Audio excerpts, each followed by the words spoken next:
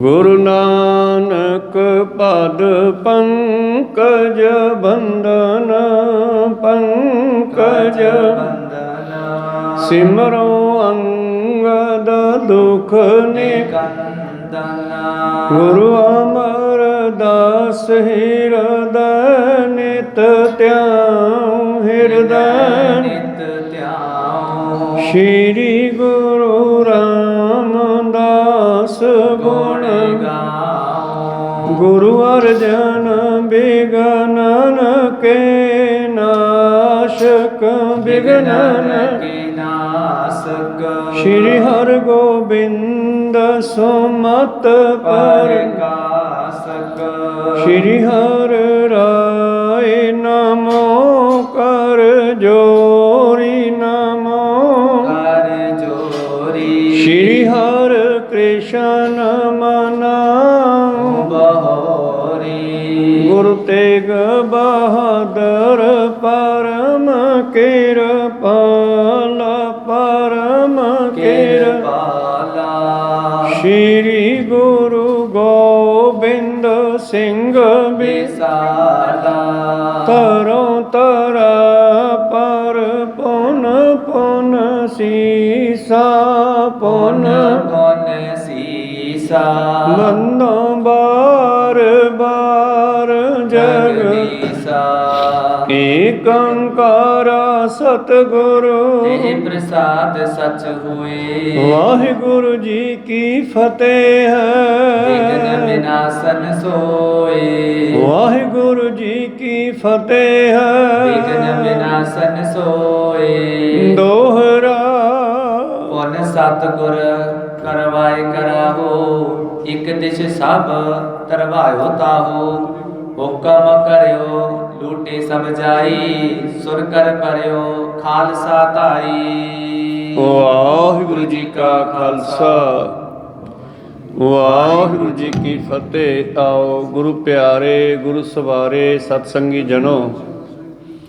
रोजाना की तरह पातशाह जी की अपार किरपा बख्शिश का सदका पिछले पहरां दे दीवान सजाउंदे होए आप जी गुरु चरनां विखे हाजरियां लवा रहे हो।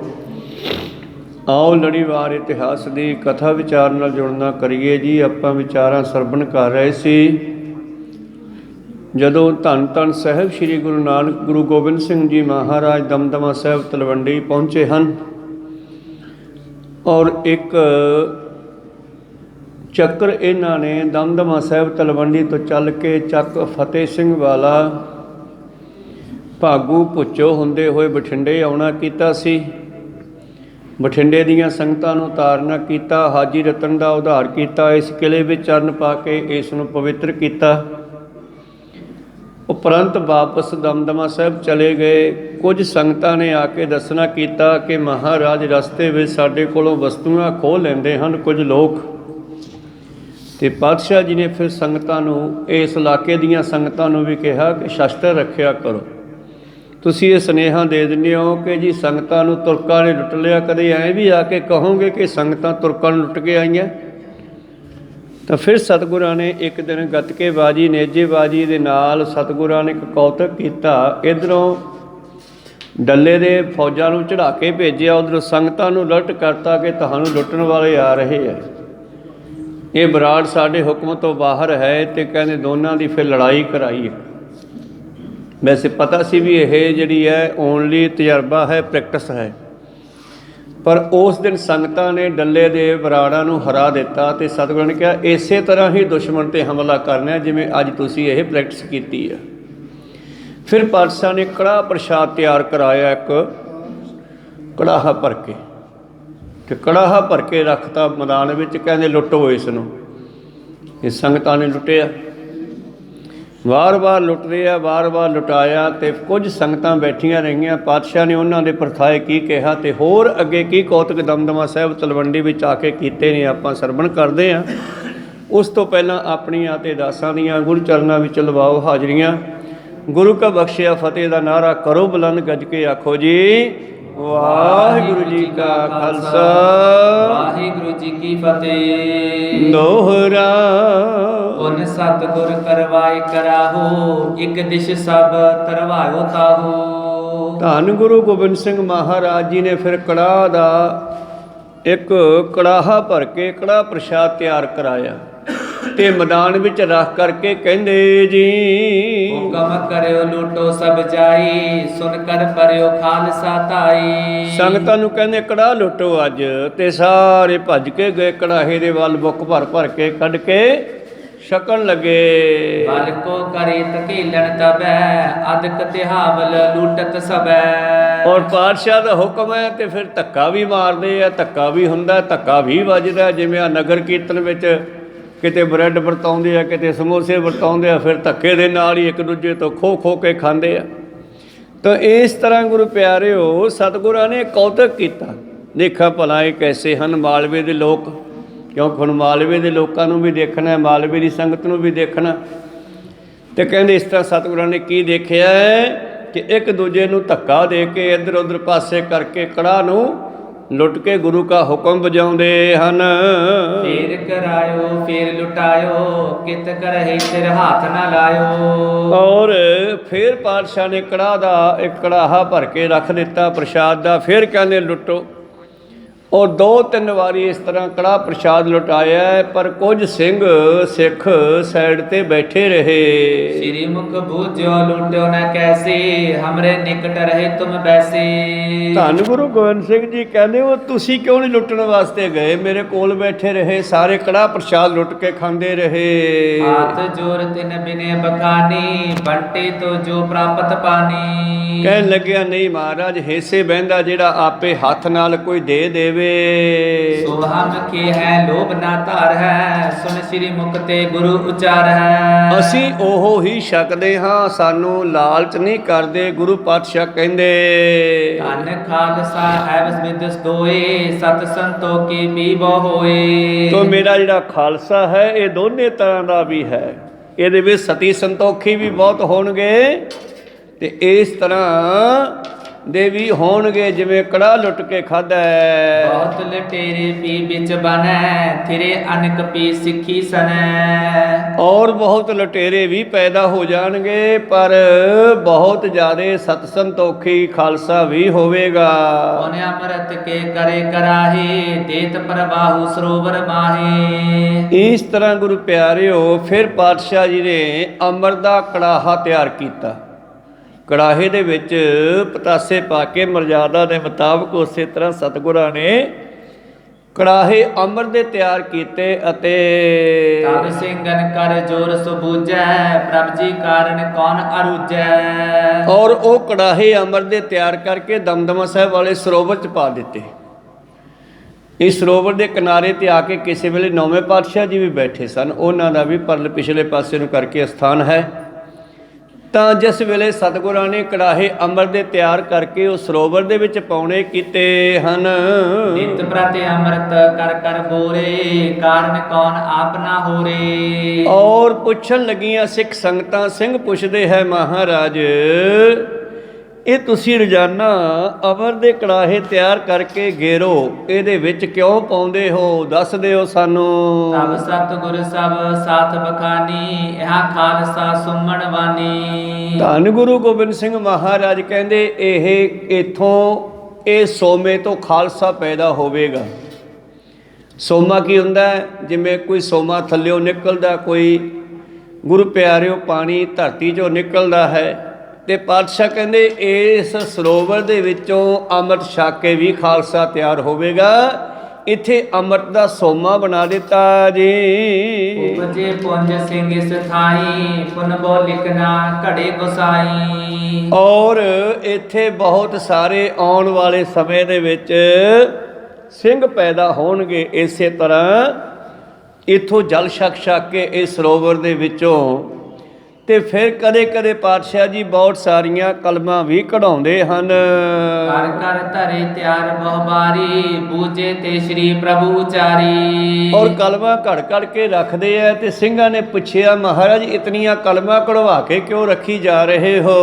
ਹੋਏ ਦਮਦਮਾ ਗੁਰ ਕੀ ਕਾਸ਼ੀ, ਲੇਖਕ ਬਣੇ ਪੜੇ ਸਿੱਖ ਰਾਸੀ। ਪਾਤਸ਼ਾਹ ਕਹਿੰਦੇ ਇਹ ਕਲਮਾਂ ਘੜਨ ਦਾ ਮਤਲਬ ਹੈ ਕਿ ਆਉਣ ਵਾਲੇ ਸਮੇਂ ਵਿੱਚ ਇੱਥੇ ਜਿਹੜੇ ਸਿੱਖ ਹਨ, ਜਿਹੜੇ ਕਿ ਬਿਲਕੁਲ ਅਨਪੜ੍ਹ ਹਨ, ਉਹ ਇੱਥੇ ਆ ਕੇ ਗਿਆਨੀ ਬਣ ਜਾਣਗੇ। ਇਹ ਦਮਦਮਾ ਗੁਰੂ ਕੀ ਕਾਸ਼ੀ ਹੋਵੇਗਾ। ਜਿਵੇਂ ਹਿੰਦੂ ਮਤ ਵਿੱਚ ਕਾਸ਼ੀ ਹੈ ਨਾ, ਲਖਨਊ ਦੇ ਵਿੱਚ ਗੁਰੂ ਪਿਆਰਿਓ ਹਿੰਦੂ ਮਤ ਦੇ ਗ੍ਰੰਥ ਉੱਥੇ ਉਚਾਰੇ ਗਏ, ਲਿਖੇ ਗਏ। ਉਸੇ ਤਰ੍ਹਾਂ ਗੁਰੂ ਸਾਹਿਬ ਨੇ ਸਾਨੂੰ ਵੀ ਕਾਸ਼ੀ ਦਿੱਤੀ ਹੈ। ਕਾਸ਼ੀ ਗੁਰੂ ਕੀ ਕਾਸ਼ੀ, ਜਿੱਥੇ ਬਹੁਤ ਸਾਰੇ ਗਿਆਨੀ ਲਖਾਰੀ ਪੈਦਾ ਹੋਣਗੇ। ਇੱਕ ਦਿਨ ਚੜ ਅਖੀਰ ਕੋ ਗਏ, ਕੋਸ ਆਸਟਿਕ ਉਤਰਤ ਪਏ। ਤੋ ਅਗਲੀ ਸਾਖੀ ਆਰੰਭ ਹੋਈ। ਇੱਕ ਦਿਨ ਧੰਨ ਗੁਰੂ ਗੋਬਿੰਦ ਸਿੰਘ ਮਹਾਰਾਜ ਜੀ ਸ਼ਿਕਾਰ ਖੇਡਣ ਜਾਂਦੇ ਹਨ। 8 ਕੋਹ ਤੇ ਜਾ ਕੇ ਰੁਕਦੇ ਹਨ। ਤਾਹਾਂ ਪਿਸਪਾ ਖਰੀ ਵਡੇਰੇ, ਹਾਥ 5-10 ਫੀਰ ਕਨੇਰੇ। ਤਾਹਾਂ ਸਿੰਸਪਾ ਕਹਿੰਦੇ ਆ ਟਾਹਲੀ ਨੂੰ। ਉੱਥੇ ਇੱਕ ਬਹੁਤ ਵੱਡੀ ਟਾਹਲੀ ਖੜੀ ਸੀ। ਕਿੰਨੀ ਕੁ ਮੋਟੀ ਸੀ? ਹਾਥ 5-10 ਫੇਰ ਕਨੇਰੇ। ਉਹਦਾ ਜਿਹੜਾ ਮੁੱਢ ਸੀ ਉਹ ਬਹੁਤ ਜ਼ਿਆਦਾ ਮੋਟਾ ਸੀ। ਰਾਹਕ ਮੋੜ ਤਬੇ ਚਲ ਗਏ, ਦੁਗਧ ਘਟੇ ਪਰ ਲਿਆਵਤ ਪਏ। ਔਰ ਕਿੱਥੇ ਪਹੁੰਚ ਗਏ? ਤਲਵੰਡੀ ਤੋਂ ਚੱਲ ਕੇ 8-10 ਕੋਹ ਤੇ ਮੌੜਾਂ ਦੇ ਨੇੜੇ ਪਹੁੰਚ ਗਏ, ਪਰਾਂ ਨੂੰ ਗਏ ਨਾ। ਔਰ ਮੌੜ ਦੇ ਕਿਸਾਨ ਜਿਹੜੇ ਸਨ, ਨਗਰ ਨਿਵਾਸੀ ਜਿਹੜੇ ਸਨ, ਸਤਿਗੁਰਾਂ ਦੇ ਲਈ ਦੁੱਧ ਦੇ ਘਰੇ ਭੜ ਕੇ ਲਿਆਉਂਦੇ ਹਨ। ਸਭ ਕੋ ਪਿਆਏ ਖੁਸ਼ੀ ਲੈ ਕਾਨੀ, ਬਦੋ ਬੰਸ ਹੋਏ ਸਿੰਘ ਸੋ ਬਣੀ। ਧੰਨ ਗੁਰੂ ਗੋਬਿੰਦ ਸਿੰਘ ਜੀ ਮਹਾਰਾਜ ਮੌੜ ਦੇ ਲੋਕਾਂ ਤੇ ਬੜੇ ਖੁਸ਼ ਹੋਏ। ਕਹਿੰਦੇ ਵਧੋ ਫੁੱਲੋ ਭਾਈ, ਤੁਹਾਡੀ ਵੰਸ਼ ਵਿੱਚ ਸਿੰਘ ਪੈਦਾ ਹੋਣ। ਬਾਹਰ ਪ੍ਰਭੂ ਡੇਰੇ ਚਲੇ ਆਏ, ਉਤਰੇ ਆਪਣੇ ਥਾਨ ਸੁਹਾਏ। ਤੇ ਉਸ ਟਾਹਲੀ ਦੇ ਦਰਖਤ ਹੇਠਾਂ ਬੈਠ ਕੇ ਸਤਿਗੁਰਾਂ ਨੇ ਜਲ ਛਕਿਆ। ਉਹ ਟਾਹਲੀ ਦਾ ਜਿਹੜਾ ਸਥਾਨ ਹੈ ਇਤਿਹਾਸਕ, ਅੱਜ ਵੀ ਮੌੜਾਂ ਦੇ ਵਿੱਚ ਹੈ, ਜਿੱਥੇ ਪਾਤਸ਼ਾਹ ਜੀ ਜਲ ਪਾਣੀ ਛਕ ਕੇ ਸ਼ਾਮਾਂ ਨੂੰ ਵਾਪਸ ਆ ਗਏ ਜੀ। ਕਬ ਕਬ ਥਿਰੇ ਗੁਰੂ ਸਰ ਜਾਵੇ, ਗਨ ਸੰਗਤ ਤੇ ਕਾਰ ਕਢਾਵੇ।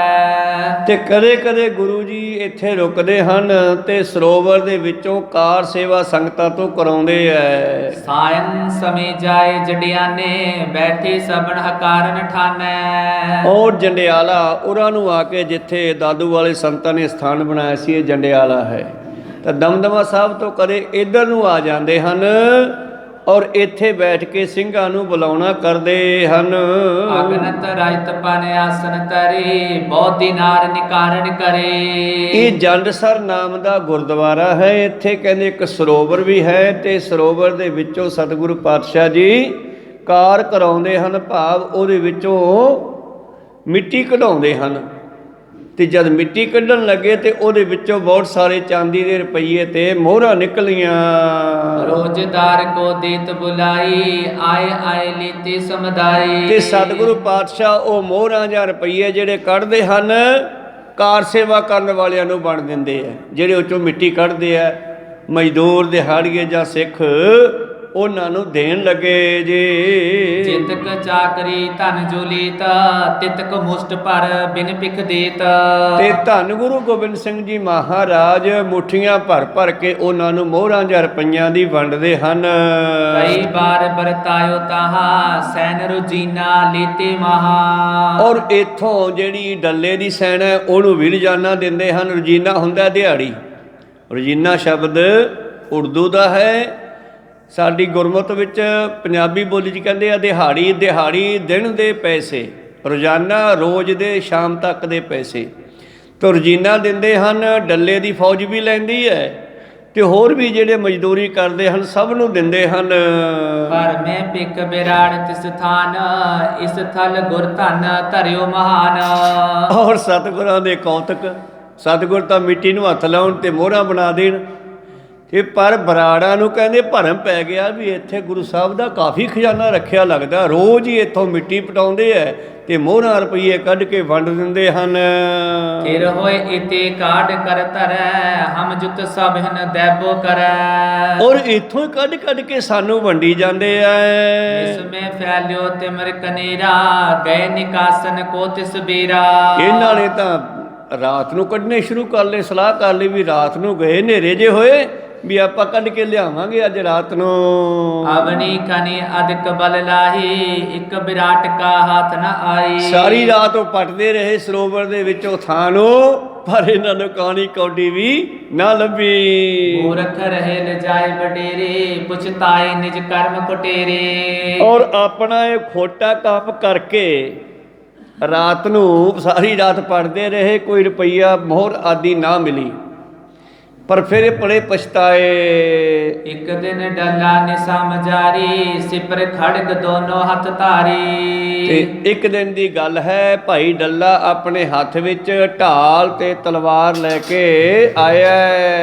ਗੁਰੂਦਵਾਰ ਪਰ ਦਿੜ ਹੈ ਰਹਿਓ, ਪਹਿਰਾ ਦਿਓ ਸੁਚੋਤੀ ਲਿਓ। ਔਰ ਪਾਤਸ਼ਾਹ ਨੇ ਡੱਲੇ ਦੀ ਡਿਊਟੀ ਲਾਈ ਹੈ ਵੀ ਤੂੰ ਪਹਿਰਾ ਦੇਈ ਭਾਈ ਸਾਡੇ ਡੇਟ ਤੇ, ਸਾਡੇ ਤੰਬੂ ਕੋਲ। ਕਹਿਣ ਲੱਗਿਆ ਜੀ ਠੀਕ ਹੈ। ਇਹ ਪਹਿਰਾ ਦੇ ਰਿਹਾ ਹੈ ਢਾਲ ਤੇ ਤਲਵਾਰ ਲੈ ਕੇ। ਖਰੋ ਹੀਰ ਪ੍ਰਭ ਰਹੇ ਹਟਾਏ, ਸੁਪਤੋ ਜਾਏ ਆਪਣੇ ਥਾਈ। ਔਰ ਸ਼ਾਮਾਂ ਨੂੰ ਸਤਿਗੁਰੂ ਪਾਤਸ਼ਾਹ ਜੀ ਨੇ ਇਹਨੂੰ ਕਹਿਤਾ, ਚੰਗਾ ਡੱਲਿਆ ਜਾ ਫਿਰ ਤੂੰ ਵੀ ਸੌਂ ਜਾ ਭਾਈ। ਸ੍ਰੀ ਪ੍ਰਭ ਸੇਵ ਕਰੋ ਮੈਂ ਆਜੂ, ਨਹਿ ਸੋਵੋ ਮੈਂ ਪਿਖੋ ਸਮਾਜੂ। ਪਰ ਡੱਲਾ ਕਹਿੰਦਾ ਨਹੀਂ, ਅੱਜ ਮਹਾਰਾਜ ਮੈਂ ਪਹਿਰਾ ਦੇਊਂਗਾ, ਅੱਜ ਮੈਂ ਸੇਵਾ ਕਰੂੰਗਾ। ਇਮ ਕਹਿ ਖਰੋ ਰਹੋ ਨਿਸ ਜਾਗਾ, ਗੁਰ ਗੁਰ ਜਪਿਓ ਪ੍ਰੇਮ ਮੈਂ ਪਾਗਾ। ਤੇ ਇਹ ਸਾਰੀ ਰਾਤ ਫਿਰ ਉਸ ਦਿਨ ਨਾਮ ਜਪਦਾ ਹੋਇਆ, ਗੁਰੂ ਗੁਰੂ ਕਰਦਾ, ਵਾਹਿਗੁਰੂ ਕਰਦਾ, ਸਾਰੀ ਰਾਤ ਖੜਾ ਰਿਹਾ ਪਹਿਰੇ ਤੇ। ਉਠੀ ਪ੍ਰਾਤ ਪਿਕ ਡੱਲਾ ਕਰਿਓ, ਹੋਏ ਪ੍ਰਸੰਨ ਮੁਖ ਤੇ ਬਚ ਕਰਿਓ। ਤੇ ਤੜਕੇ ਜਦ ਪਾਤਸ਼ਾਹ ਉੱਠੇ ਤੇ ਵੇਖਿਆ ਵੀ ਡੱਲਾ ਸਾਵਧਾਨ ਹੈ, ਹਜੇ ਖੜਾ ਹੈ, ਗਿਆ ਨਹੀਂ। ਤੇ ਖੁਸ਼ ਹੋ ਕੇ ਕਹਿੰਦੇ, ਜਾਚ ਲਿਓ ਮਨ ਕਾਮਨ ਜੋਏ, ਪੂਰਨ ਕਰੇ ਆਨੰਦ ਮੈਂ ਸੋਏ। ਤਾਂ ਪਾਤਸ਼ਾਹ ਖੁਸ਼ੀ ਦੇ ਘਰ ਵਿੱਚ ਆਏ, ਕਹਿੰਦੇ ਡੱਲਿਆ ਮੰਗ ਲਾ ਕੁਛ ਮੰਗਣਾ ਤੇ ਅੱਜ ਮੈਂ ਖੁਸ਼ ਹਾਂ ਤੇਰੇ ਤੇ। ਸ਼੍ਰੀ ਪ੍ਰਭ ਜਹਾਂ ਬਾਸ ਤੁਮ ਠਾਨਾ, ਇੱਕ ਪੀੜੀ ਕੋ ਮੋਹਿ ਦੇਹੁ ਥਾਨਾ। ਕਹਿਣ ਲੱਗਿਆ ਮਹਾਰਾਜ ਬਾਈ ਤੁਹਾਡੇ ਚਰਨਾਂ ਦੀ ਪੀੜੀ ਜੋਗਾ ਥਾਂ ਮਿਲ ਜੇ। ਆਪਣਨ ਜੀ ਕਰਾ ਕੀਏ ਮੋਹੀ, ਆਪਰ ਨਾਮ ਉਰ ਮੈਂ ਇਛ ਹੋਹੀ। ਹੋਰ ਮੈਂ ਕੁਛ ਨਹੀਂ ਮੰਗਦਾ, ਬਸ ਤੁਹਾਡੇ ਚਰਨਾਂ ਵਿੱਚ ਬੈਠਣ ਜੋਗੀ ਥਾਂ ਮਿਲ ਜਾਵੇ।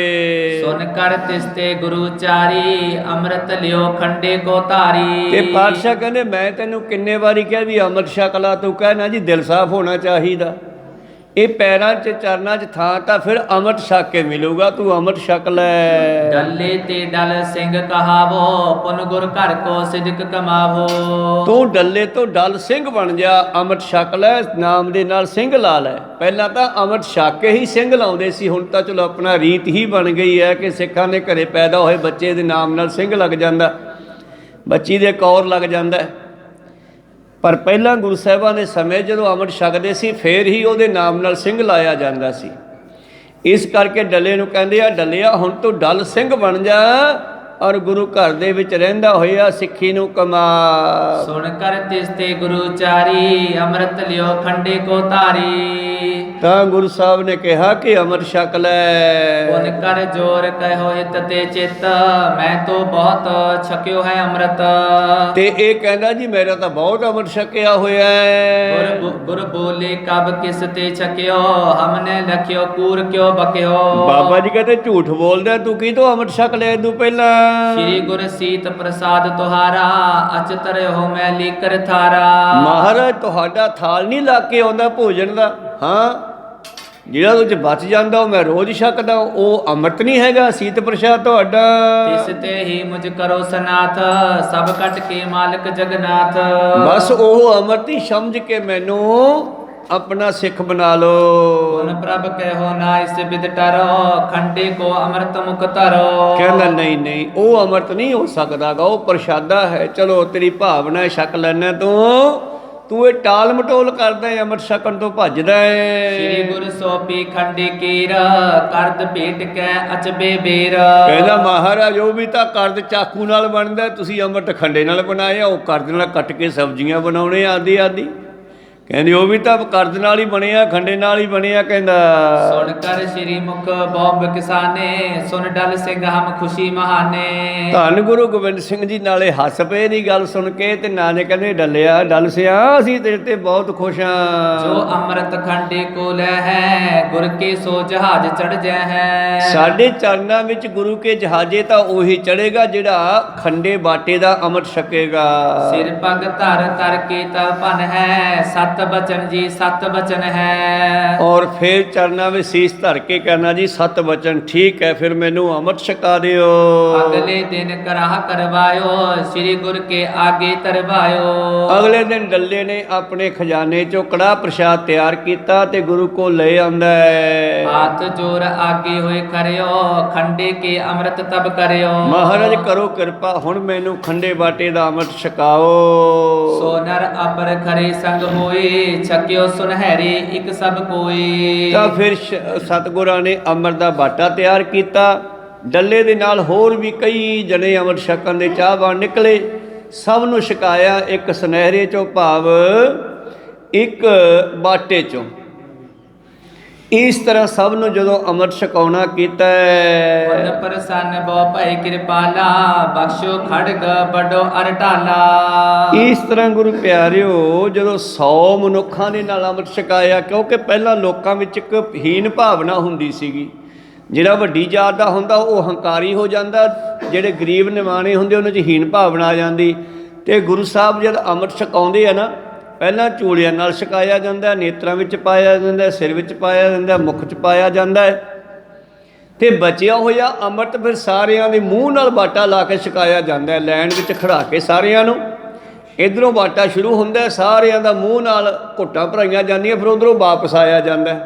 ਹੁਣ ਕੋਈ ਇਹ ਨਹੀਂ ਕਹਿ ਸਕਦਾ ਕਿ ਮੈਂ ਉੱਚਾ ਅਤੇ ਮੈਂ ਨੀਚਾ। ਕਹੋ ਸਤਨਾਮ ਨੀਚੋਂ ਊਚ ਕਰੈ ਮੇਰਾ ਗੋਬਿੰਦ ਕਾਹੂ ਤੇ ਨਾ ਡਰੈ, ਐਸੀ ਲਾਲ ਤੁਝ ਬਿਨ ਕੌਣ ਕਰੈ, ਗਰੀਬ ਨਵਾਜ ਗੁਸਈਆਂ ਮੇਰਾ ਮੱਥ ਹੈ ਛਤਰ ਧਰੈ। ਜਿਹੜਾ ਇਹ ਡੱਲਾ ਆਪਣੇ ਆਪ ਨੂੰ ਵੱਡਾ ਚੌਧਰੀ ਸਮਝਦਾ ਸੀਗਾ, ਅੱਜ ਉਸ ਨੂੰ ਹੋਰ ਵੀ ਸੈਂਕੜੇ ਸਿੱਖਾਂ ਦੇ ਨਾਲ ਛੋਟੀਆਂ ਵੱਡੀਆਂ ਜਾਤਾਂ ਨੂੰ ਬਰਾਬਰ ਕਰਦੇ ਹੋਏ ਖਾਲਸਾ ਬਣਾਉਂਦੇ ਹੋਏ ਜਦ ਅੰਮ੍ਰਿਤ ਛਕਾਇਆ ਗਿਆ, ਭਾਈ ਸਾਹਿਬ ਭਾਈ ਵੀਰ ਸਿੰਘ ਜੀ ਕਹਿੰਦੇ ਉਹ ਕੈਸਾ ਨਜ਼ਾਰਾ ਹੋਵੇਗਾ ਜਦੋਂ ਇਹ ਦੇਸ਼ ਦਾ ਚੌਧਰੀ ਡੱਲਾ ਆਮ ਕਮੀਆਂ ਦੇ ਨਾਲ, ਮਜ਼ਦੂਰਾਂ ਦੇ ਨਾਲ, ਭਾਵ ਜਿਨ੍ਹਾਂ ਨੂੰ ਇਹ ਨੀਵੇਂ ਸਮਝਦਾ ਸੀ, ਉਹਨਾਂ ਦੇ ਨਾਲ ਖੜ ਕੇ ਜਦ ਇਸ ਨੇ ਬਾਟੇ ਨੂੰ ਮੂੰਹ ਲਾ ਕੇ ਛਕਿਆ ਹੋਵੇਗਾ।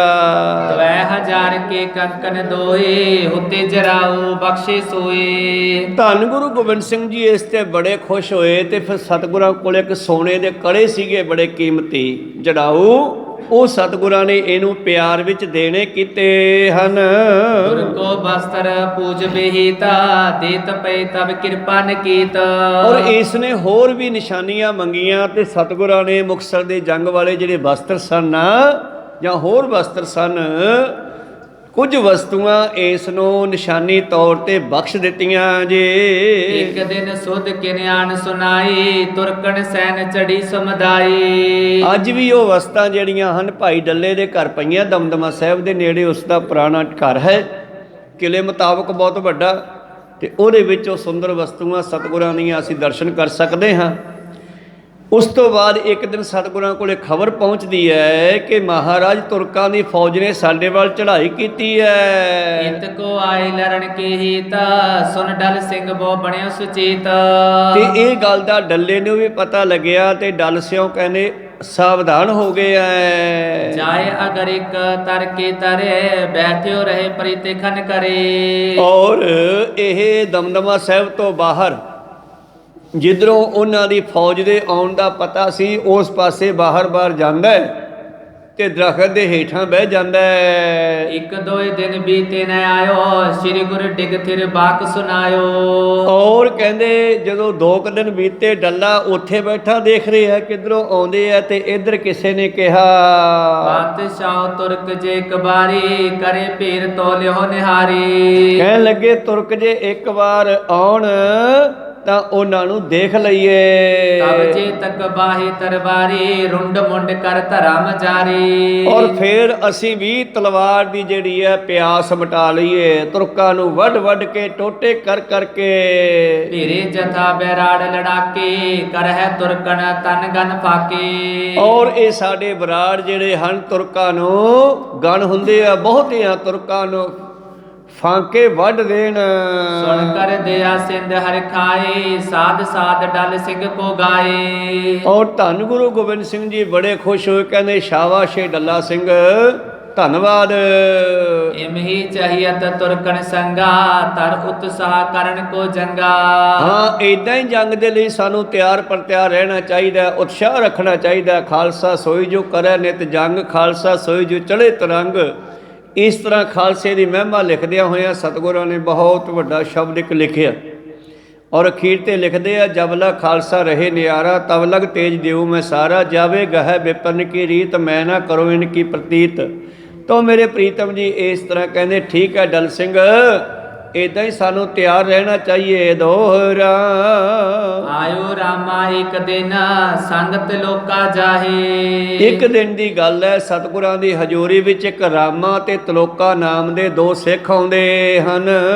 ਚੂਨ ਦਾਲ ਕੋ ਸਕਟ ਪਰ ਪਹੁੰਚੇ ਸਤਿਗੁਰ ਪਾਹੇ। ਔਰ ਆਟਾ ਤੇ ਦਾਲਾਂ ਦੇ ਗੱਡੇ ਭਰ ਕੇ ਲਿਆਂਦੇ ਆ ਲੰਗਰ ਲਈ। ਚੌਪਈ ਦੋਨੋਂ ਸ਼ਰਧਾਲੂ ਕਰ ਦਰਸ਼ਨ, ਕਰ ਸਿਰ ਚਰਨ ਸਰੋਜਨ ਪਰਸਨ। ਇਸ ਤਰ੍ਹਾਂ ਇਹਨਾਂ ਦੋਨਾਂ ਨੇ ਬੜੀ ਸ਼ਰਧਾ ਦੇ ਨਾਲ ਆ ਕੇ ਸਤਿਗੁਰ ਦੇ ਚਰਨ ਪਰਸੇ, ਮੱਥਾ ਟੇਕਿਆ। ਹੱਥ ਜੋਰ ਪੁਨ ਠਾਂਡੇ ਪਾਹੇ, ਦਿਆ ਸਿੰਧ ਤਬ ਬੂਜਨ ਕਹੇ। ਔਰ ਹੱਥ ਜੋੜ ਕੇ ਸਤਿਗੁਰਾਂ ਦੇ ਸਾਹਮਣੇ ਖੜ ਗਏ। ਦਿਆਲੂ ਸਤਿਗੁਰੂ ਪੁੱਛਣ ਲੱਗੇ, ਰਾਮਾ ਸਿੰਘ ਤਲੋਕ ਸਿੰਘ ਸੋਨਾ, ਰਸਤ ਸਕਟ ਪਰ ਲਿਆਇਓ ਬਹੁਤ ਮਨ। ਹਾਂ ਬਈ ਰਾਮ ਸਿੰਘ ਤਲੋਕਾ ਸਿੰਘ, ਤੁਸੀਂ ਇਹ ਗੱਡੇ ਭਰ ਕੇ ਰਾਸ਼ਨ ਲੈ ਕੇ ਆਏ ਹੋ। ਕਹਤੇ ਆਨੀ ਕੀਨ ਖਰੀਦਾ, ਕਹਿ ਨਿਜ ਕਰਤੇ ਸਕਲ ਰਸੀਦ। ਕੀ ਇਹ ਸਾਰੇ ਰਾਸ਼ਨ ਰਸਦ ਜਿਹੜੀ ਆ ਤੁਸੀਂ ਖਰੀਦ ਕੇ ਲਿਆਂਦੀ ਆ ਕਿਤੋਂ, ਜਾਂ ਤੁਹਾਡੇ ਆਪਣੇ ਘਰੇ ਸੀ? ਪਾਤਸ਼ਾਹ ਨਿਜ ਘਰ ਤੇ ਲਿਆਏ, ਬੰਦਪ ਅਰਪਨ ਪੀ ਕੁਛ ਪਾਏ। ਮਹਾਰਾਜ ਨਹੀਂ, ਨਗਰ 'ਚ ਇਕੱਠੀ ਕਰਕੇ ਲਿਆਂਦੀ ਆ, ਕੁਝ ਸਾਡੇ ਘਰੇ ਸੀ, ਕੁਝ ਸਾਡੇ ਸੰਬੰਧੀਆਂ ਨੇ ਪਾ ਦਿੱਤੇ। ਸਭ ਤੇ ਕਰ ਬਟੋਰਨ ਆਨੀ, ਪੀ ਦਰਸ਼ਨ ਕੀ ਚਾਹ ਮਹਾਨੀ। ਇਉਂ ਸਿੱਖ ਸੰਗਤਾਂ ਤੋਂ, ਆਪਣੇ ਸੰਬੰਧੀ ਰਿਸ਼ਤੇਦਾਰਾਂ ਤੋਂ, ਪਿੰਡ ਵਾਲਿਆਂ ਤੋਂ ਇਕੱਠੇ ਕਰਕੇ ਲਿਆਂਦੀ ਹੈ। ਦਰਸ਼ਨਾਂ ਦੀ ਇੱਛਾ ਸੀ। ਇੱਕ ਸਿੱਖ ਗੁਰ ਕੇ ਨਿਕਟ ਉਚਾਰੇ, ਸਹਿਬਜ਼ਾਦੇ ਤੈ ਸੰਸਕਾਰੇ। ਤਾਂ ਗੁਰੂ ਪਿਆਰਿਓ ਕਹਿਣ ਲੱਗੇ, ਇੱਕ ਸਿੱਖ ਨੇ ਗੁਰੂ ਜੀ ਕੋਲ ਬੇਨਤੀ ਕੀਤੀ, ਦੱਸਣਾ ਕੀਤਾ, ਮਹਾਰਾਜ ਜੀ ਸਾਹਿਬਜ਼ਾਦਿਆਂ ਦਾ ਉੱਥੇ ਇਹਨਾਂ ਨੇ ਸੰਸਕਾਰ ਕੀਤਾ ਸੀ। ਇਨੋ ਕਰੀ ਕ੍ਰਿਤ ਤੁਰਕਨ ਮਾਹੀ, ਜਿਮ ਹੋਈ ਸੁਣੀਏ ਇਨ ਪਾਹੀ। ਇਹਨਾਂ ਨੇ ਹੀ ਉੱਥੇ ਮੁਗਲਾਂ ਦੀ ਫੌਜ, ਤੁਰਕਾਂ ਦੀ ਫੌਜ ਵਿੱਚ ਜਾ ਕੇ ਸਾਹਿਬਜ਼ਾਦਿਆਂ ਦੀ ਸੰਭਾਲ ਕੀਤੀ ਸੀ। ਇੱਕ ਬਿਰਾੜ ਤਬ ਲੱਗਿਓ ਸੁਨਾਵਨ, ਰਣ ਕੇ ਅਤ ਪਿਓ ਭਟਕਾਵਨ। ਔਰ ਇੱਕ ਬਰਾੜ ਫਿਰ ਸਾਰੀ ਕਹਾਣੀ ਸੁਣਾਉਣ ਲੱਗਿਆ। ਪ੍ਰਭ ਜੀ ਤੁਰਕਨ ਤੇ ਡਰ ਧਰ ਕੈ, ਬੇਸ ਬਾਬਰੋ ਆਪਣੋ ਕਰ ਕੈ। ਹਾਂ, ਮਤਲਬ ਭੇਸ ਬਦਲ ਕੇ, ਕਿਉਂਕਿ ਜੇ ਤੁਰਕਾਂ ਨੂੰ ਪਤਾ ਲੱਗ ਗਿਆ ਵੀ ਇਹ ਗੁਰੂ ਕਾ ਸਿੱਖ ਹੈ ਕੋਈ, ਜਾਂ ਸਾਡਾ ਬੰਦਾ ਨਹੀਂ ਹੈ, ਤੁਰਕ ਨਹੀਂ ਹੈ, ਇਸ ਨੇ ਬਾਬਰੀਆਂ ਛੱਡ ਲੀਆਂ, ਭਾਵ ਕੇਸ ਖੁੱਲੇ ਰੱਖ ਲਏ, ਕਮਲਾ ਜਾਂ ਸਿੱਧਾ ਜਾਂ ਸਾਧ ਜਾਂ ਬਣ ਗਿਆ। ਸਿਰ ਤੇ ਨਗਨ ਧੂਰ ਤਨ ਭਰੇ, ਲੋਥਨ ਬ੍ਰਿੰਦਨ ਮੈਂ ਬੋ ਫਿਰੇ। ਔਰ ਇਸ ਤਰ੍ਹਾਂ ਸਿਰ ਤੇ, ਮੂੰਹ ਤੇ, ਪੈਰਾਂ ਤੇ ਬੜਾ ਧੂੜ ਪੈ ਗਈ ਹੈ ਤੇ ਲਾਸ਼ਾਂ ਦੇ ਵਿੱਚ ਘੁੰਮਦਾ ਰਿਹਾ। ਗਨ ਤੁਰ ਗਨ ਕੋ ਗੁਰ ਸੁਤ ਦੋਹੂ, ਰਨ ਠਾਨਤ ਲੁਪਤੀ ਥਲ ਸੋ। ਤੇ ਉਹ ਤੁਰਕਾਂ ਦੀਆਂ ਲਾਸ਼ਾਂ ਦੇ ਵਿੱਚ ਜਿੱਥੇ ਆਪ ਜੀ ਦੇ ਦੋਨੇ ਸਪੁੱਤਰ ਪਏ ਸਨ, ਦਿਸ਼ਟ ਭਰੀ ਨੇ ਦੋਨੋਂ ਪਾਏ, ਜੇ ਪਾਵਤ ਸਿਰ ਵੱਢ ਲੈ ਜਾਏ। ਤਾਂ ਉਸ ਨੇ ਸੋਚਿਆ, ਮੁਗਲਾਂ ਨੇ ਵੀ ਲੱਭਣੇ ਕੀਤੇ ਵੀ ਗੁਰੂ ਦੇ ਦੋਨੇ ਬੱਚੇ ਇੱਥੇ ਜੇ ਲੱਭ ਜਾਣ ਤਾਂ ਅਸੀਂ ਸਿਰ ਵੱਢ ਕੇ ਲਿਜਾਈਏ, ਭਾਵ ਜਾ ਕੇ ਦਸੀਏ ਔਰੰਗਜ਼ੇਬ ਨੂੰ ਵੀ ਅਸੀਂ ਉਹਨਾਂ ਦੇ ਪਰਿਵਾਰ ਦੇ ਦੋ ਤਾਏ ਪੁੱਤਰ ਮਾਰੇ ਆ ਤੇ ਬਾਕੀ ਸਿੱਖ ਬਹੁਤ ਮਾਰੇ ਆ, ਪਰ ਇਹਨਾਂ ਨੂੰ ਲੱਭੇ ਨਹੀਂ। ਆਪਣੇ ਜਾਣਦਾ ਸਿਨਤਾਈ, ਦੋਨੋਂ ਲੈਬੋ ਲਈ ਥਦਾਈ। ਲੋਥੇ ਤਾਂ ਗੁਰੂ ਪਿਆਰਿਓ ਉਹ ਦੱਸਦਾ, ਬਰਾੜ ਕਹਿੰਦਾ, ਮਹਾਰਾਜ ਉਹਨਾਂ ਨੂੰ ਦਿਸੇ ਨਹੀਂ ਤੁਹਾਡੇ ਸਾਹਿਬਜ਼ਾਦੇ, ਪਰ ਇਹਨੂੰ ਦਿਸ ਗਏ ਔਰ ਇਸ ਨੇ ਲੱਭ ਲਏ। ਕਾਨੇ ਕਾਵ ਸਰੋਣਤ ਸਨ ਪੂਰੇ, ਪਰੇ ਪਿਰਥੀ ਪਰ ਦੀਰਘ ਸੂਰੇ। ਔਰ ਉਹ ਵੱਡੇ ਯੋਧਿਆਂ ਦੇ ਸਰੀਰ ਤੇ ਬਹੁਤ ਸਾਰੇ ਜ਼ਖਮ ਸਨ। ਰਿਸਤੇ ਭੋ ਹੈ ਚੜੀ ਵਿਸਾਲਾ, ਸੁਪਟਨ ਸੇ ਜਾ ਪਰਤ ਸਕਾਲਾ। ਔਰ ਬੜੇ ਜੋਸ਼ ਗੁੱਸੇ ਦੇ ਵਿੱਚ ਜਿਹੜੀਆਂ ਭਾਵਾਂ ਸਨ, ਤਾਹਾਂ ਚੜੀਆਂ ਹੋਈਆਂ ਸਨ, ਭਾਵ ਮਰਨ ਤੋਂ ਬਾਅਦ ਜਿੱਥੇ ਆ ਖੜ ਜਾਂਦੀ ਹੈ ਉੱਥੇ ਖੜ ਜਾਂਦੀ ਹੈ। ਕਹਿੰਦੇ ਬੜੇ ਜੋਸ਼ ਨਾਲ ਲੜੇ ਹੋਣਗੇ ਤੁਹਾਡੇ ਸਾਹਿਬਜ਼ਾਦੇ, ਉਹਨਾਂ ਦੀਆਂ ਅੱਖਾਂ ਵੀ ਬੜੇ ਗੁੱਸੇ ਵਿੱਚ ਖੜੀਆਂ ਸਨ। ਪ੍ਰਥਮ ਸਕੇਲ ਕਾਠ ਗਨ ਮਹਾ, ਚਿਖਾ ਬਣਾਏ ਧਰੇ ਤਨ ਤਾਹਾ। ਪਹਿਲਾਂ ਲੱਕੜਾਂ ਇਕੱਠੀਆਂ ਕੀਤੀਆਂ ਤੇ ਫਿਰ ਦੋਨੇ ਸਾਹਿਬਜ਼ਾਦਿਆਂ ਦੇ ਸਰੀਰ ਲੱਭ ਕੇ ਲਿਆਂਦੇ ਜੇ। ਦੋਨੋਂ ਭਰਾਤਾ ਕੋ ਸੰਸਕਾਰੇ, ਇਮਕੀ ਨਸੇ ਨਿਦਾਸ ਤਿਹਾਰੇ। ਇਉਂ ਇਹਨਾਂ ਨੇ ਤੁਹਾਡੇ ਸਾਹਿਬਜ਼ਾਦਿਆਂ ਦੀ ਸੰਭਾਲ ਕੀਤੀ ਆ ਮਹਾਰਾਜ। ਸੁਨ ਕਰ ਪਰਮ ਪ੍ਰਸੰਨ ਵਿਸਾਲਾ, ਸ੍ਰੀ ਮੁਖ ਤੇ ਪਾਕਿਓ ਤਿਸ ਕਾਲਾ। ਧੰਨ ਗੁਰੂ ਗੋਬਿੰਦ ਸਿੰਘ ਜੀ ਖੁਸ਼ੀ ਦੇ ਘਰ ਆਏ। ਰਾਮ ਸਿੰਘ ਤਲੋਕ ਸਿੰਘ ਸੁਨ, ਜਾਚ ਲਿਓ ਹਮ ਤੇ ਬਾਚਤ ਮਨ। ਹਾਂ ਭਾਈ ਰਾਮਾ ਸਿੰਘ ਤਲੋਕਾ ਸਿੰਘ, ਮੰਗ ਲੋ ਕੀ ਚਾਹੀਦਾ, ਅੱਜ ਮੈਂ ਬਹੁਤ ਖੁਸ਼ ਹਾਂ, ਤੁਸੀਂ ਵੀ ਸੇਵਾ ਕੀਤੀ ਹੈ। ਗੁਰ ਅਨਕੂਲ ਜਾਣ ਕਰ ਆਚੇ, ਦੋਹਨ ਮੰਗਿਓ ਜਿਮ ਚਿਤ ਬਾਛੇ। ਤਾਂ ਅੱਜ ਗੁਰੂ ਸਾਡੇ ਤੇ ਖੁਸ਼ ਹੈ, ਤਾਂ ਇਹਨਾਂ ਨੇ ਕੀ ਮੰਗਿਆ ਹੈ? ਪ੍ਰਭ ਜੀ ਜਬ ਕੇ ਹਮੇ ਤੇ ਆਏ, ਭਲੀ ਭਲਕਾਰ ਨਾ ਪਾਏ ਜਮਾਏ। ਮਹਾਰਾਜ ਜੀ ਜਦੋਂ ਦੇ ਅਸੀਂ ਇਸ ਇਲਾਕੇ ਚ ਆਏ ਆ, ਸਾਡੇ ਕਿਤੇ ਪੈਰ ਨਹੀਂ ਜੰਮੇ ਚੰਗੀ ਤਰ੍ਹਾਂ, ਭਾਵ ਕਿਤੇ ਟਿਕਾਣਾ ਪੱਕਾ ਨਹੀਂ ਮਿਲਿਆ। ਕਹੋ ਨਾ ਭੂਮ ਹਮਾਰੀ ਪਾਹੀ, ਜਿਮ ਰਾਹਕ ਅਪਰਣ ਨਿਜ ਲਏ। ਜਿਵੇਂ ਹੋਰ ਜ਼ਿਮੀਂਦਾਰਾਂ ਦੇ ਕੋਲੇ, ਕਿਸਾਨਾਂ ਦੇ ਕੋਲੇ ਆਪਣੀਆਂ ਜ਼ਮੀਨਾਂ ਹੈ, ਸਾਡੇ ਕੋਲੇ ਹੈ ਨਹੀਂ। ਦਇਆ ਸਿੰਧ ਸੁਨ ਧੀਰਜ ਦੀਨਾ, ਤੁਮ ਤੋ ਦੇਸ਼ ਸਕਲ ਹੀ ਲੀਨਾ। ਦਇਆ ਦੇ ਖਜ਼ਾਨੇ ਸਤਿਗੁਰੂ ਪਾਤਸ਼ਾਹ ਜੀ ਕਹਿਣ ਲੱਗੇ, ਤੁਸੀਂ ਤਾਂ ਸਾਰਾ ਦੇਸ਼ ਹੀ ਲੈ ਲਿਆ ਹੈ। ਐਸੇ ਪਾਏ ਤੁਮਾਰੀ ਜਮੈ, ਭੂਪਨ ਭੂਪ ਦੇਸ਼ ਗਨ ਨਮੈ। ਉਹ ਤੁਹਾਡੇ ਤਾਂ ਇਹੋ ਜਿਹੇ ਪੈਰ ਜੰਮਣਗੇ ਕਿ ਦੇਸ਼ਾਂ ਦੇ ਰਾਜੇ ਵੀ ਆ ਕੇ ਸੋਨੂੰ ਮੱਥੇ ਟੇਕਣਗੇ। ਦਿੱਲੀ ਲਾਪੁਰ ਕੇ ਵਿੱਚ ਵਦੋ, ਗ੍ਰਾਮ ਹਜ਼ਾਰਨ ਕਹੋ ਸਦੋ। ਤੁਹਾਡੇ ਤਾਂ ਹਜ਼ਾਰਾਂ ਪਿੰਡ ਵਸਣਗੇ, ਦਿੱਲੀ ਤੋਂ ਲਾਹੌਰ ਤੱਕ। ਕੁਰਸੀ ਬਹੁਤ ਬਕੁਰਸੀ ਰਾਜ, ਪੈਹੋ ਬੜੋ ਅਨੇਕ ਸਮਾਜ। ਤੁਸੀਂ ਤਾਂ ਕੁਰਸੀ ਬਾ ਕੁਰਸੀ, ਪੁਸ਼ਟਦਾਰ ਪੁਰਸ਼ ਭਾਵ ਕੁੱਲਾ ਤੱਕ, ਲੰਬੇ ਸਮੇਂ ਤੱਕ ਤੁਹਾਡੀਆਂ ਕੁੱਲਾ ਰਾਜ ਕਰਨਗੀਆਂ। ਅਨੇਕਾਂ ਤੁਹਾਡਾ ਸਾਜੋ ਸਮਾਨ ਵਧੇਗਾ। ਅਮਰੇ ਹਿਤਿਮ ਕਾਰਜ ਕੀਨਾ, ਇਸੀ ਹਿਤ ਕਰ ਸਭ ਕਿਛ ਲੀਨਾ। ਤੁਸੀਂ ਸਾਡੇ ਵਾਸਤੇ ਕੀਤਾ ਹੈ ਤੇ ਇਸੇ ਕਰਕੇ ਅਸੀਂ ਤੁਹਾਨੂੰ ਇਹ ਬਖਸ਼ਿਆ ਸਭ ਕੁਝ। ਇਵ ਕਹਿ ਅਪਰ ਜੇ ਥੇ ਤਿਨ ਸਾਥ, ਤਿਨ ਪਰ ਖੁਸ਼ੀ ਕਰੀ ਤਬ ਨਾਥ। ਐਵੇਂ ਜਿਹੜੇ ਉਹਨਾਂ ਦੇ ਹੋਰ ਵੀ ਸਾਥੀ ਸੀ, ਉਹਨਾਂ ਤੇ ਵੀ ਖੁਸ਼ੀਆਂ ਬਖਸ਼ੀਆਂ। ਮਨੋ ਕਾਮਨਾ ਪੂਰਨ ਪਈ, ਦੋਨੋਂ ਕੋ ਦਸਤਾਰ ਦੋ ਦੇ। ਤੇ ਪਾਤਸ਼ਾਹ ਨੇ ਦੋਨਾਂ ਨੂੰ 2 ਦਸਤਾਰਾਂ ਵੀ ਦੇਣੀਆਂ ਕੀਤੀਆਂ। ਸਪਤ ਦਿਵਸ ਗੁਰ ਕੇ ਡਿਗ ਰਹੇ, ਬਰਲੇ ਕਰ ਦਰਸ਼ਨ ਬਰ ਲਹੇ। ਲਗਭਗ 7-8 ਦਿਨ ਗੁਰੂ ਸਾਹਿਬ ਕੋਲੇ ਦਮਦਮਾ ਸਾਹਿਬ ਰਹੇ ਤੇ ਬਖਸ਼ਾਂ ਲੈ ਕੇ ਚਲੇ ਗਏ ਜੀ। ਉਨ ਰੁਖ ਸਦ ਹੋਏ ਘਰ ਕੋ ਗਏ, ਤਬ ਤੇ ਬਦੇ ਰਾਜ ਵੱਡ ਪਏ। ਵਿਦਾ ਹੋ ਕੇ ਆਪਣੇ ਘਰਾਂ ਨੂੰ ਚਲੇ ਗਏ ਤੇ ਫਿਰ ਇਹਨਾਂ ਦੇ ਘਰ ਵਿੱਚ ਬਰਕਤਾਂ ਪੈਣੀਆਂ ਸ਼ੁਰੂ ਹੋਈਆਂ, ਸਮਾਂ ਬਦਲਣਾ ਸ਼ੁਰੂ ਹੋਇਆ ਗੁਰੂ ਦੇ ਹੁਕਮਾਂ ਮੁਤਾਬਕ। ਔਰ ਨਾਭਾ ਅਰ ਦੂਸਰ ਪਟਿਆਲਾ, ਗੁਰ ਬਚਤੇ ਤੇ ਮੈਂ ਪਾਲਾ। ਔਰ ਫਿਰ ਇੱਕ ਨਾਭੇ ਦਾ ਰਾਜਾ ਬਣਿਆ ਤੇ ਇੱਕ ਪਟਿਆਲੇ ਦਾ ਰਾਜਾ ਬਣਿਆ। ਜਬੇ ਮਹਿਕ ਸਿਵ ਲੇਵਣ ਲਗਾਏ, ਹਾਸ ਕਰਤ ਵੰਗਹਰ ਪਏ। ਹੁਣ ਇੱਕ ਪੁਰਾਣੀ ਯਾਦ ਕਰੋ, ਜਦੋਂ ਮੇਰੇ ਪ੍ਰੀਤਮ ਨੇ ਇੱਥੋਂ ਗੁਰੂ ਪਿਆਰੋ ਸਿੰਘਾਂ ਨੂੰ ਭੇਜਿਆ ਸੀਗਾ ਨੱਤ ਵਗੈਰਾ ਤੋਂ ਝੋਟਾ ਲੈਣ ਵਾਸਤੇ, ਤਾਂ ਉਸ ਵੇਲੇ ਕੀ ਹੋਇਆ ਸੀ? ਮਾਰ ਖੰਡ ਸੋ ਦਿਓ ਬਤਾਏ, ਮਾਰੇ ਪਿਕੇ ਤਮਾਸ਼ਾ ਤਾਏ। ਨੱਤ ਵਗੈਰਾ ਦੇ ਲੋਕਾਂ ਨੇ ਮਜ਼ਾਕ ਕੀਤਾ ਸੀਗਾ, ਸੱਥ ਵਿੱਚ ਬੈਠੇ ਸੀਗੇ ਤੇ ਭਾਈ ਮਲਾਗਰ ਸਿੰਘ ਤੇ ਨਾਲ ਉਹਦੇ ਸਾਥੀ ਜਿਸ ਵੇਲੇ ਪਹੁੰਚੇ ਸੀਗੇ ਤੇ ਉਹਨਾਂ ਨੂੰ ਪੁੱਛਿਆ ਸੀ ਵੀ ਇੱਥੇ ਕੋਈ ਝੋਟਾ ਹੈ? ਕਹਿੰਦੇ ਹਾਂ ਹੈਗਾ, ਉਹ ਖੜਾ ਮੇਰੀ ਨਾਲ ਖੁਰਕੀ ਜਾਂਦਾ, ਅਸੀਂ ਲੈ ਕੇ ਜਾਣਾ। ਇਹ ਸੁਣ ਕੇ ਉਹਨਾਂ ਨੇ ਹੱਸਣਾ ਕੀਤਾ, ਮਜ਼ਾਕ ਕੀਤਾ, ਕਹਿੰਦੇ ਹੁਣ ਸਿੱਖਾਂ ਦੇ ਮਗਰ ਪਊਗਾ, ਇਹ ਝੋਟਿਆਂ ਤੇ ਚੜ੍ਹਦੇ ਆ, ਇਹ ਝੋਟਾ ਦਿਖਾਊਗਾ ਇਹਨਾਂ ਨੂੰ ਤਜਰਬਾ, ਤੇ ਆਪਾਂ ਵੇਖਾਂਗੇ ਤਮਾਸ਼ਾ। ਤੇ ਨਾਲੇ ਹੱਸ ਕੇ ਕਹਿੰਦੇ ਲੈ ਜਾਓ ਉਹ ਖੜਾ। ਪਰ ਇੱਧਰ ਗੁਰੂ ਸਾਹਿਬ ਨੇ ਇੰਤਜ਼ਾਮ ਕਰਕੇ ਭੇਜਿਆ ਸੀ, ਪਹਿਲਾਂ ਹੀ ਇੱਕ ਚਿੱਠੀ ਲਿਖ ਕੇ ਦਿੱਤੀ ਸੀ, ਕਹਿੰਦੇ ਇੱਦਾਂ ਨਹੀਂ ਆਉਣਾ, ਉਹਦੇ ਸਾਹਮਣੇ ਆ ਚਿੱਠੀ ਕਰਕੇ ਕਹਿ ਦਿਓ ਮੈਂ ਖਾਸਿਆ ਤੈਨੂੰ ਗੁਰੂ ਸਾਹਿਬ ਨੇ ਬੁਲਾਇਆ ਉੱਥੇ ਦਿੱਲੀ ਬਠਿੰਡੇ ਚੱਲ। ਤੇ ਉਸ ਵੇਲੇ ਇਹਨਾਂ ਨੇ ਜਿਹੜਾ ਮਜ਼ਾਕ ਕੀਤਾ ਸੀ ਤਮਾਸ਼ਾ ਵੇਖਣ ਦਾ। ਬਦਰੀ ਤਰਸੋ ਖਰੋ ਬਤਾਇਓ, ਗੁਰ ਕੇ ਨਾਮ ਸੁਨੇ ਚਲ ਆਇਓ। ਔਰ ਇਹਨਾਂ ਨੇ ਦੱਸਿਆ ਉਹ ਖੜਾ ਬੇਰੀ ਥੱਲੇ, ਤੇ ਜਦੋਂ ਸਿੱਖਾਂ ਨੇ ਕਿਹਾ, ਸਿੰਘਾਂ ਨੇ ਕਿਹਾ ਵੀ ਆ ਗੁਰੂ ਸਾਹਿਬ ਨੇ ਚਿੱਠੀ ਭੇਜੀ ਤੈਨੂੰ ਸੱਦਿਆ, ਤੇ ਉਹ ਨਾਲ ਤੁਰ ਪਿਆ ਸੀ। ਲਖੀ ਅਵਗਿਆ ਗੁਰ ਕੀ ਹੋਈ, ਤਬ ਬੰਗੇ ਹਰ ਮਿਲ ਸਭ ਕੋਈ। ਤਾਂ ਮੰਗੇਰਾ ਵਾਲਿਆਂ ਨੂੰ ਜੱਜਮੈਂਟ ਹੋ ਗਈ ਵੀ ਯਾਰ ਜੇ ਆਹ ਝੋਟਾ ਸਤਿਗੁਰ ਦੇ ਹੁਕਮ ਨੂੰ ਸੁਣ ਕੇ ਜਾ ਸਕਦਾ ਨਾਲ ਆਰਾਮ ਦੇ ਨਾਲ, ਤੇ ਇਹਦਾ ਮਤਲਬ ਸਾਡੀ ਜਿਹੜੀ ਇਹ ਮਜ਼ਾਕ ਕੀਤਾ ਅਸੀਂ ਤੇ ਗੁਰੂ ਸਾਹਿਬ ਨੂੰ ਇਹਦਾ ਵੀ ਪਤਾ ਲੱਗ ਗਿਆ ਉਹਨਾਂ।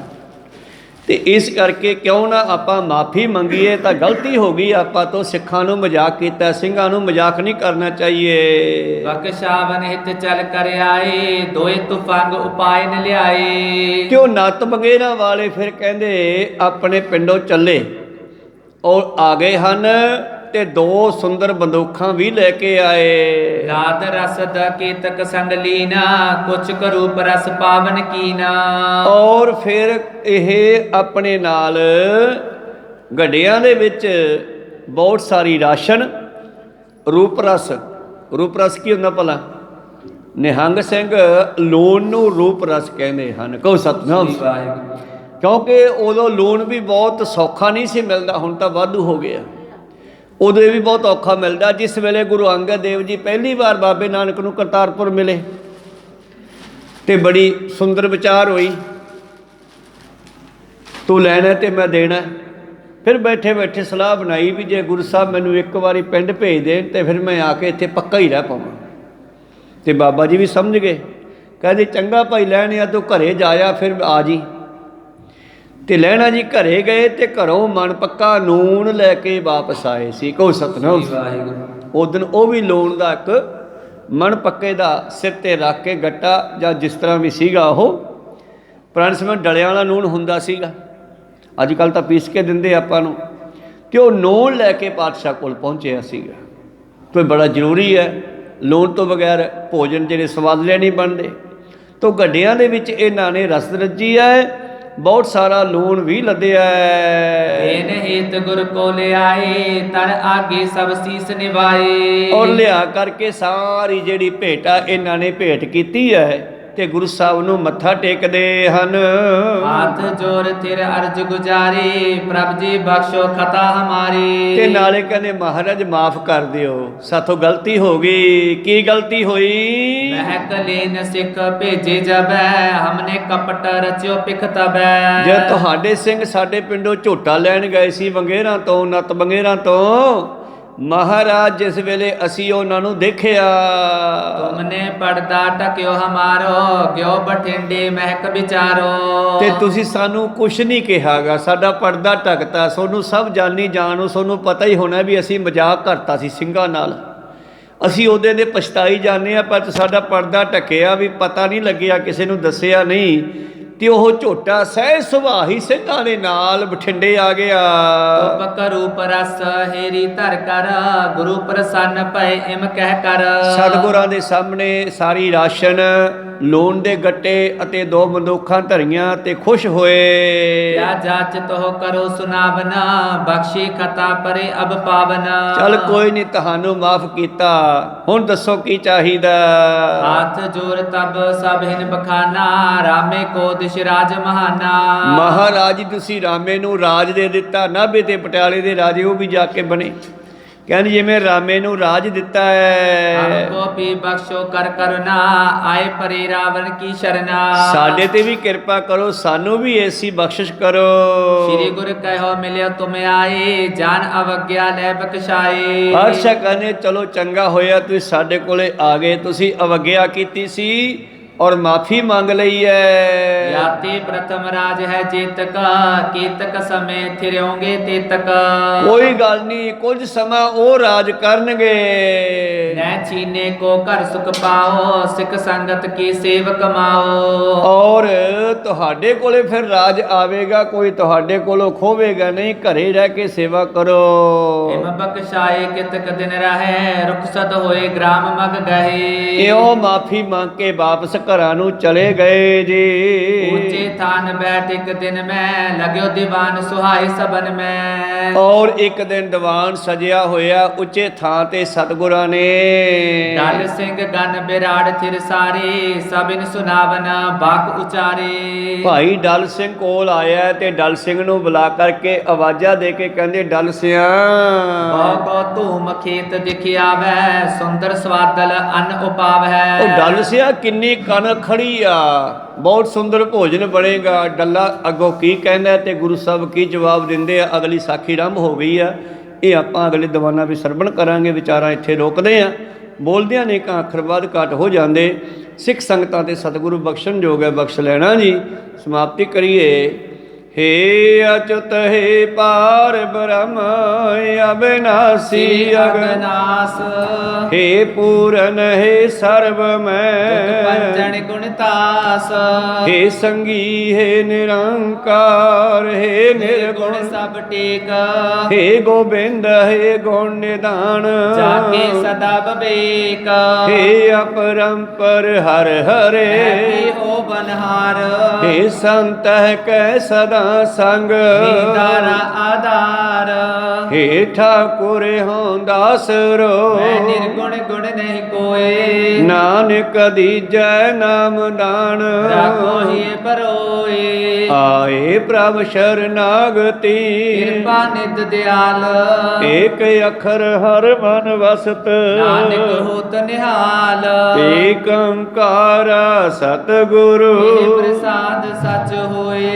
वाहिगुरु जी की फतेह विघ्न है विनाशन सोए वाहिगुरु जी की फतेह है विघ्न विनाशन सोए वाहिगुरु जी का खालसा वाहिगुरु जी की फतेह। बहुत बहुत धन्यवाद ਸਰਬੱਤ ਸੰਗਤਾਂ ਨੇ ਜਿਨ੍ਹਾਂ ਨੇ ਹਾਜ਼ਰੀਆਂ ਭਰੀਆਂ। ਗੁਰੂ ਜੀ ਸਰਵਣ ਕੀਤਾ, ਪਾਤਸ਼ਾਹ ਖੁਸ਼ੇ ਬਖਸ਼ਣ। ਆਓ ਕੀਰਤਨ ਸਰਵਣ ਕਰੀਏ ਜੀ। ਬੁਲਾ ਫਤਿਹ ਪਾ ਫਤਿਹ। ਵਾਹਿਗੁਰੂ ਜੀ ਕਾ ਖਾਲਸਾ